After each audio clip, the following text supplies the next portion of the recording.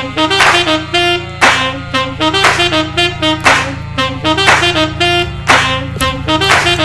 is so cool.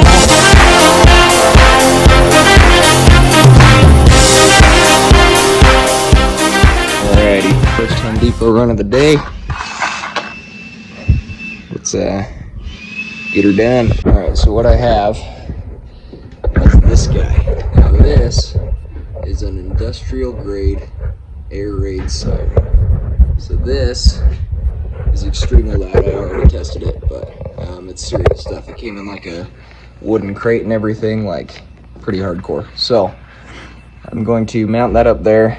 All of the stuff for wiring it is right here. So I tried to keep this as surface level as possible without having to wire to the battery or anything.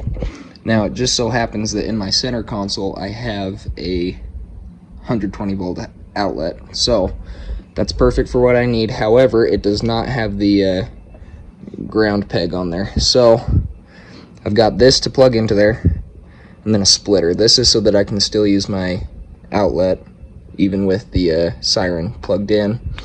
I've got a 15-foot extension cord. Now that is light use, however, just so happens that I don't give a crap. So I am an electrician, but I don't have heavy gauge wire, so I'm using an extension cord. It wasn't that expensive, I'll get over it. Let's start with the easy stuff here. Look at that, halfway done. Another thing I need to figure out is where to put it. I was planning on putting it here, but that's a lot of switches and a lot of cable that I don't want to add here. So we will burn that bridge when we get to it. You'll notice I'm wearing headphones. This is so that you can hear me, because I've got a little mic right there. Also, I didn't film in Portrait, so that's good. So I'm gonna start with the cable, because that's the easy part. This is the part I am confident about. Just to, so I'm not using the ground, as was previously established. So I'm just going to cut that short and nut it off and then tape around it, just to be professional about it. I'm going to try to do this the right way as much as possible, just because, you know, it's on top of the car at freeway speeds, and that's scary. So, once I've got this all done up, I will, I think I'm going to work on mounting it next, because that's going to be the worst part. Trying to figure out how to do that and reaching over the thing and whatever. Get my tape. There we go. Alright, look at that. It's even black. It matches. How professional are we?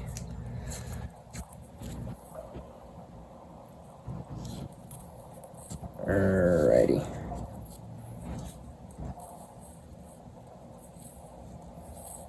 No one's gonna know. How would they know? Alright, so let's see what I can do about this. So I'm thinking plumber's tape, just go underneath, get it as straight as possible so that I can mount onto it well. And then the wiring is probably just gonna go right along the bars, dress up real nice, and then through the door or something. I haven't thought about that yet, but do not really care. Now what I am worried about this is this thing sliding back and forth on here. So to solve that, I will use an age-old trick called tighten it down really, really hard. So irritated, I'm gonna have to drill that out.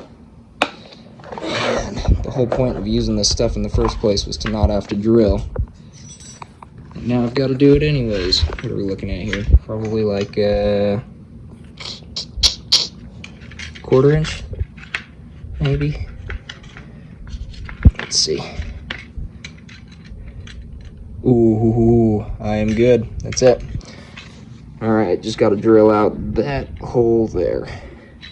Now, I can guarantee there are better ways to do this, but it just so happens that I do not care.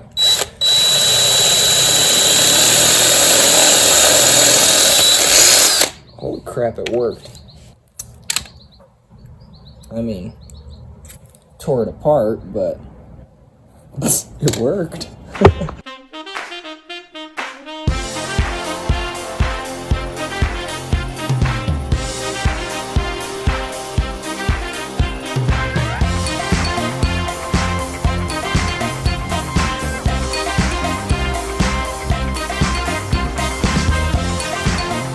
Alright, so that's all mounted up.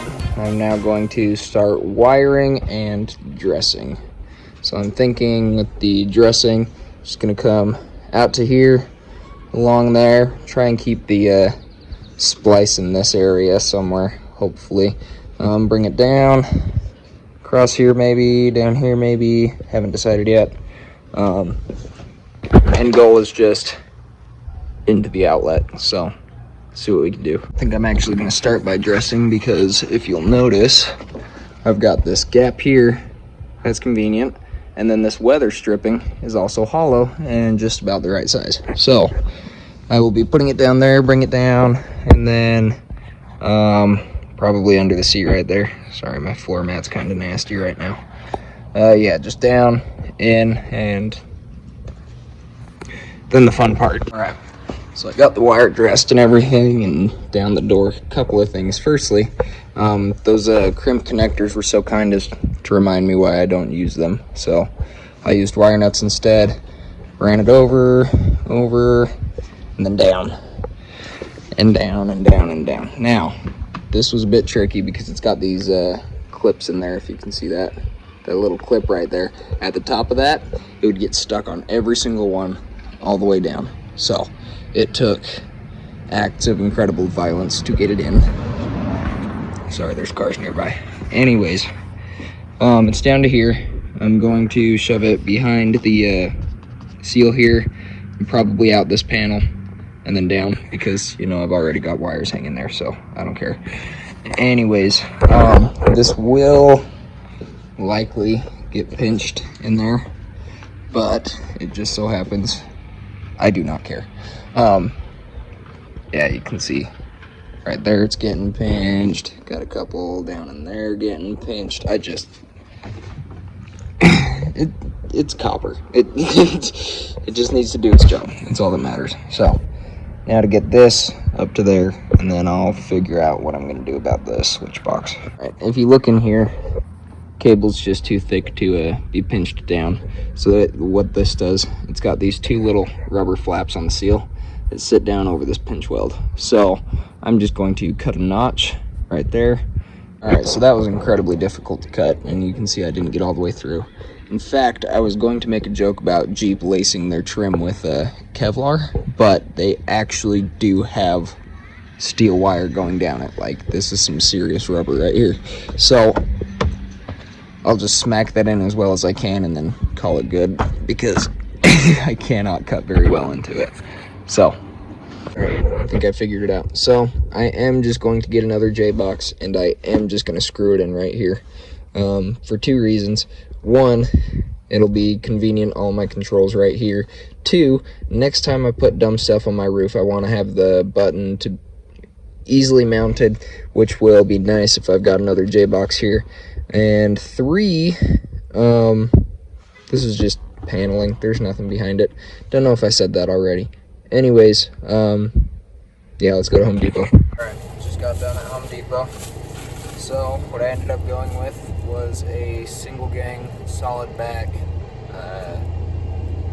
J-box. Then a cover plate for it with the optional knockout, which is important if I want to put stuff in it in the future.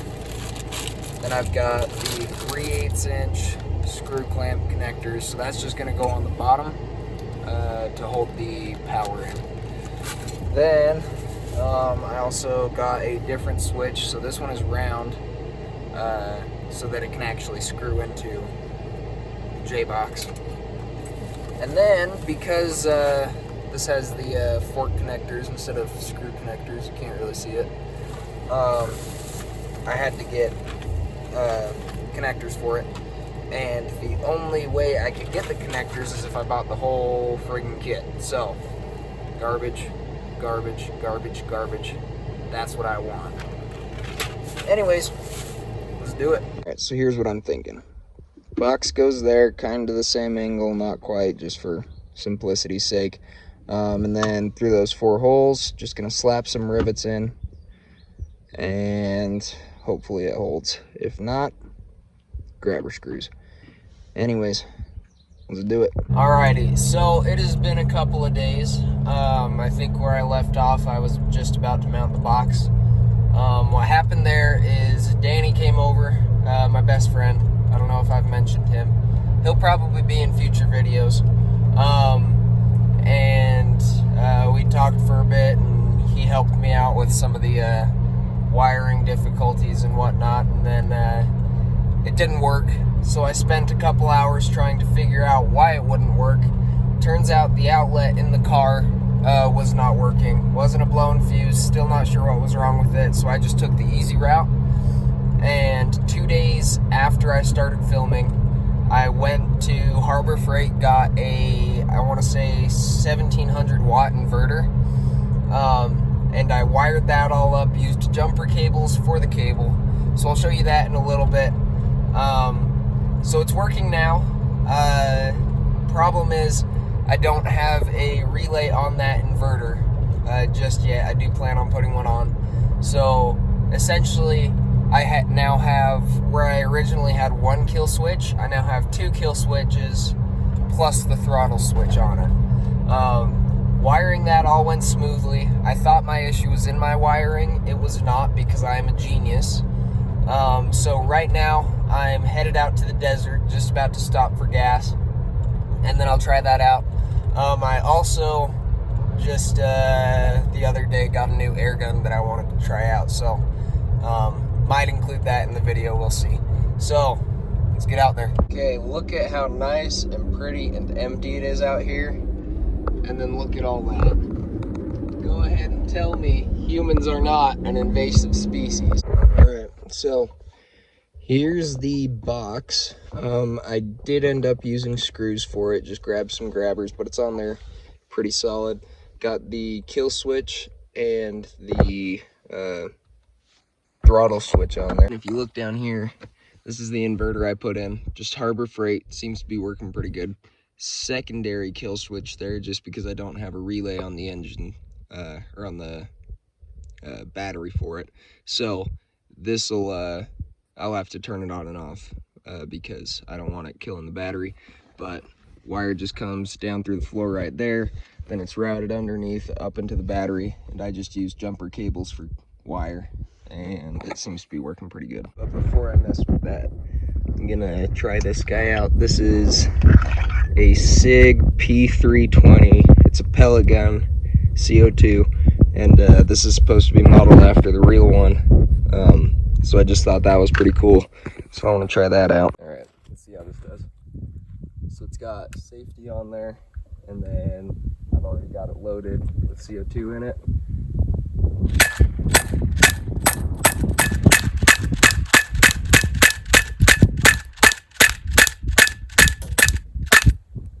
That's fun. I like that. It was way off topic of the video, so I don't want to drag it out. But look at this mag. Let's see if I can open it with one hand. Yeah, check that out. So it's actually got like a belt fed type of dealio in there. So that holds 30 rounds of just your normal pellets. I think it's .177. Now let's haven't pulled this guy out in a while.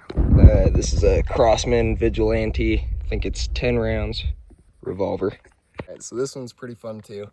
Not as fun, of course. So safety as well, and then good to go.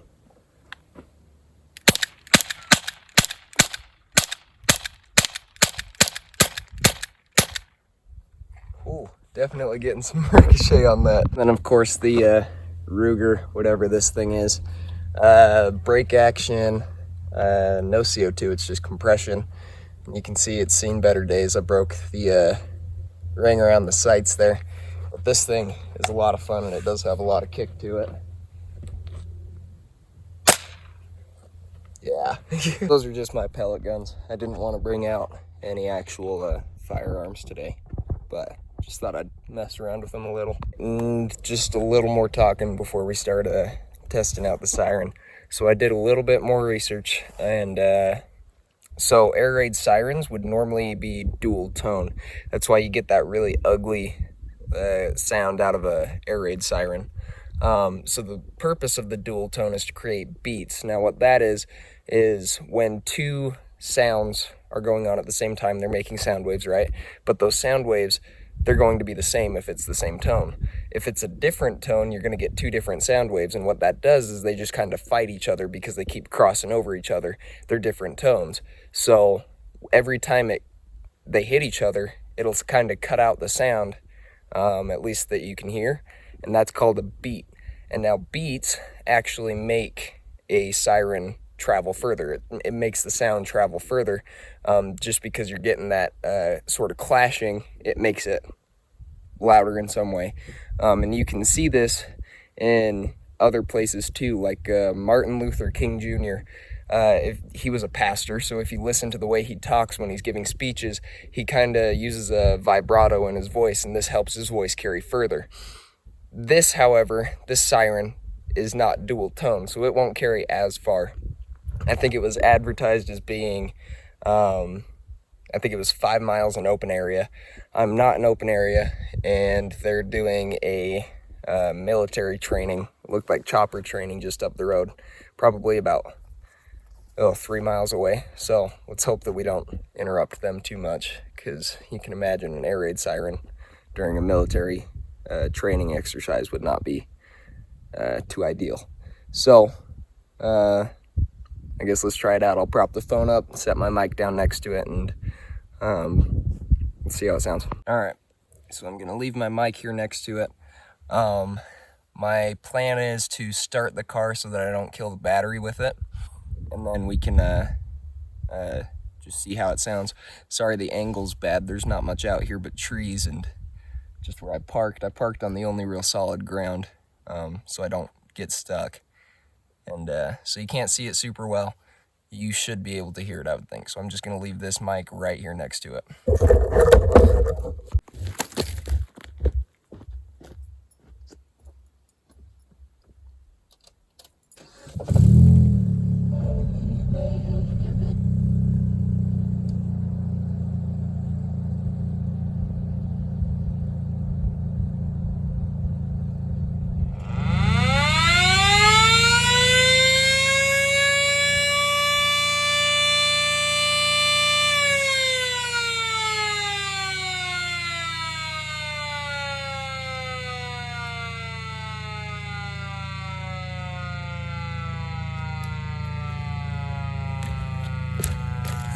That is so cool. All right, so it's getting a little windy out here. I hope all the audio quality's good. That's the reason I'm wearing headphones through the entire thing, is hopefully I can get a mic up closer to my mouth and make things sound a little bit better. Anyways, overall, fairly easy install. We're a couple snags, but that was just my vehicle in particular. As for wiring it, really straightforward. For the price, I think it was, I want to say $120 for the actual siren, and then everything else was separate from that. So for the price, definitely. I mean, if you're doing it for no reason, that's expensive. If you actually have a purpose for it, which I don't, then 100% worth it. Really loud, really good sound on it. In fact, while I was revving it up, I was actually getting kind of scared because it definitely seems like it should be audible from much further than 5 miles. It was, I'm sure the audio couldn't pick up just how loud it was, but it was piercing. So, yeah, it's a cool siren. Yeah. So I'm just gonna shoot around a little bit more out here and then probably head home.